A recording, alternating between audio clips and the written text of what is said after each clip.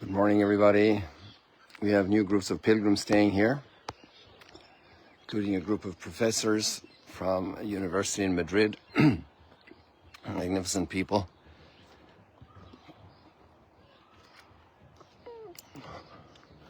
I want to combine a couple of thoughts this morning because of conversations held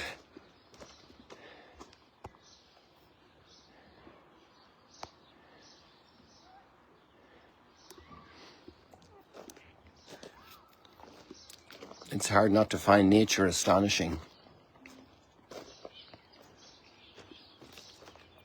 And just the sheer tininess of all of us in that respect. And yet the incredible greatness every human being has. By the way, today is Memorial Day, and I was trying to remember why I came in this direction. And here's a memorial of a fallen soldier. He was actually from a family that lived here on this property.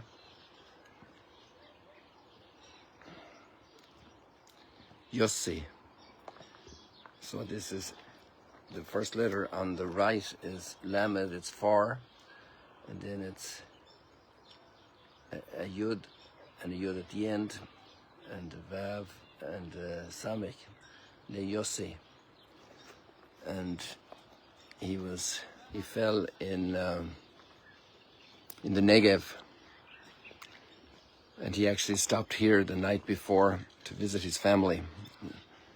I think he was 21 or 2. One of the family told me about him that used to live here. They were here visiting. And we can also see Mount Hermon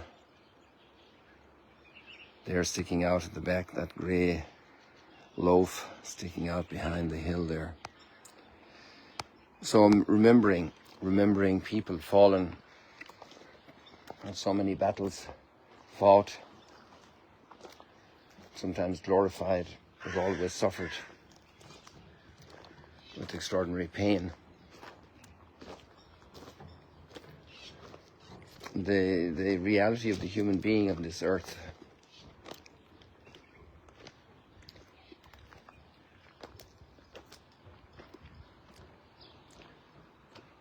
will never be done pondering. And I want to start off with another idea. And it's the largest galaxy ever discovered.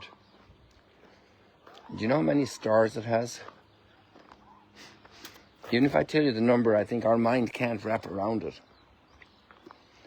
It's over 100 trillion stars.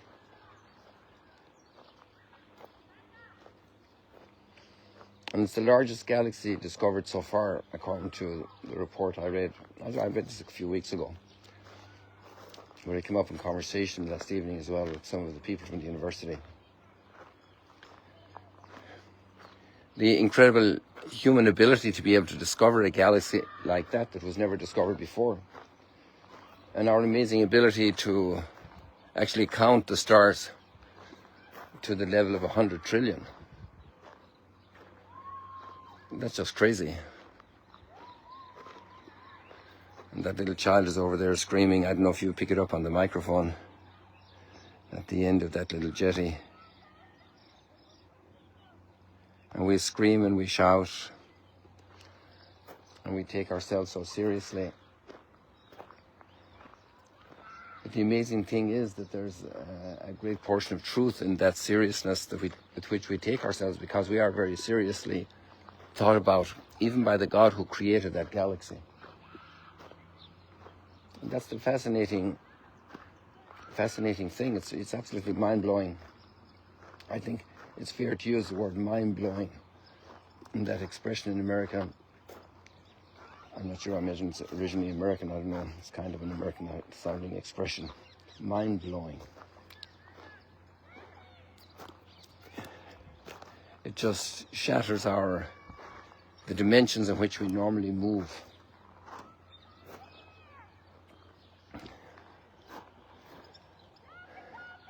Mind-blowing. We think we understand, we have a grip on things, we think we know the dimensions of things, we think we know the causes of things. And we discovered new dimensions and new parameters and new dynamics that really make the others so small, so tiny, so petty. And we're kind of oscillating between that extraordinary urge to importance and greatness, and we're overwhelmed by the immensity and by the brilliant intelligence and the amazing beauty that surrounds us.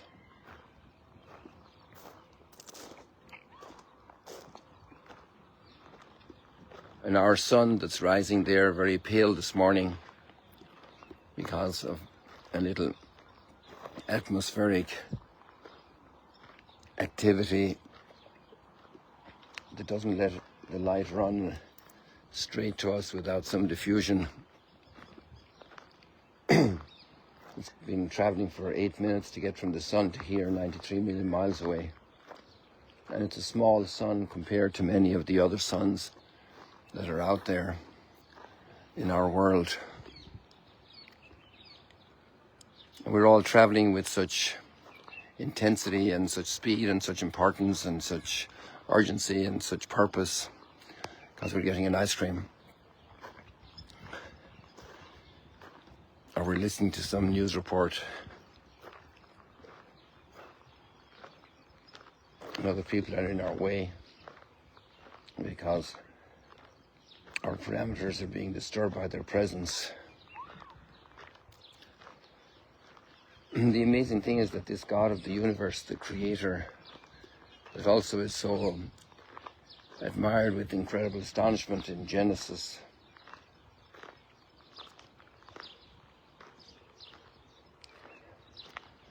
said, let there be light, and there was light. Let there be a cosmos, and there was a cosmos. Let there be 100 trillion stars, and there were 100 trillion stars. Our fascination with magic, abracadabra, and there it is, you know. And that he so loved the world that he gave his only son for me, for you, which makes you very important to me because he gave his only son for you, and he also gave him for me. When we go from one stepping stone to another, like the Ford yesterday, and the one stepping stone is the absolute physical immensity, and another stepping stone, the incredible intellectual, intelligent, brilliant composition, because all those 100 trillion stars so far away from here, 5.5 million light years just to cross over that galaxy. A light year is how far light travels in 1 year. It's a distance measurement. Even though the word year is the let's say the main structural word there, a light year. It's a distance that light travels in a year, and it takes 8 minutes to get to the sun, or from the sun to here. You know, this God that so loved the world, this little planet, this little habitat where we live in this little corner of the universe, with our little Mississippis and our little Ganges and our Nile. Who are we? And that's one of the Psalms, right? What is man that you created him? What is man that you be mindful of him? In a certain sense, that Psalm would go very well with this line in John today. Because he loved the world so much, he gave his only son.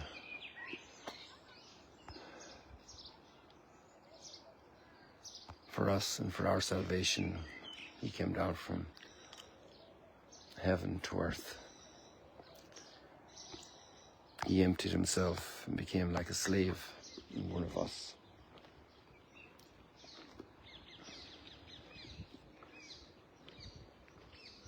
Somehow we need to do some leveraging of our little brain, opening it up to putting some little floodlight on it, on reality, so that we wake up and we get out of our little bubbles of selfishness, and we think we're the total measure of everything. And in a way we are, because God made it for us. The purpose of his creation is for us. The purpose of his mystery of redemption is for us. An atheistic, agnostic, materialistic world can't tolerate that thought. So they call it hubris on our part to think like that.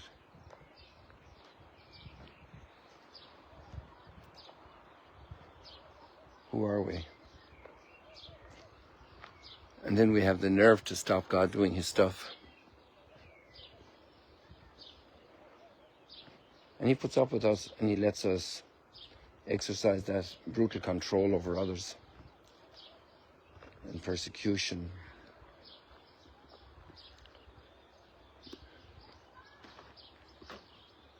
And they go to the jail and they find it's empty and they've gone out and the gates are still locked, because God's in charge, and sometimes he tries to call our attention that way as well. But they'll still go ahead and arrest them. But then on the positive side, then you have those disciples who overcome their own fears, because if they're freed from the jail because they know how much God loves them,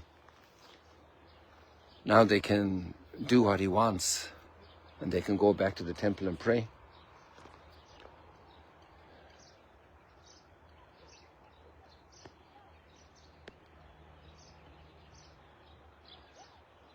Without fear.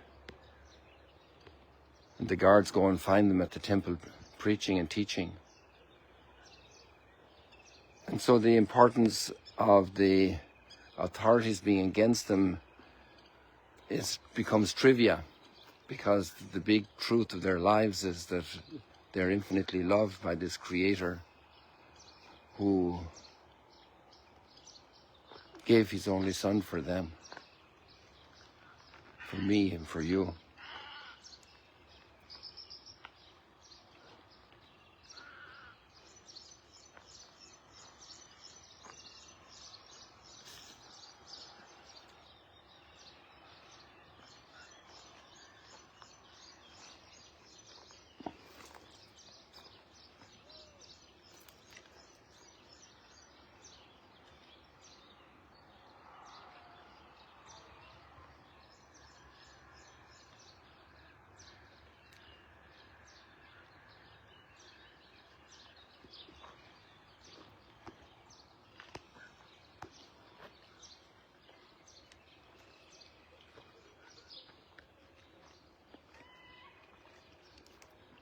What an amazing mystery that our human life constitutes.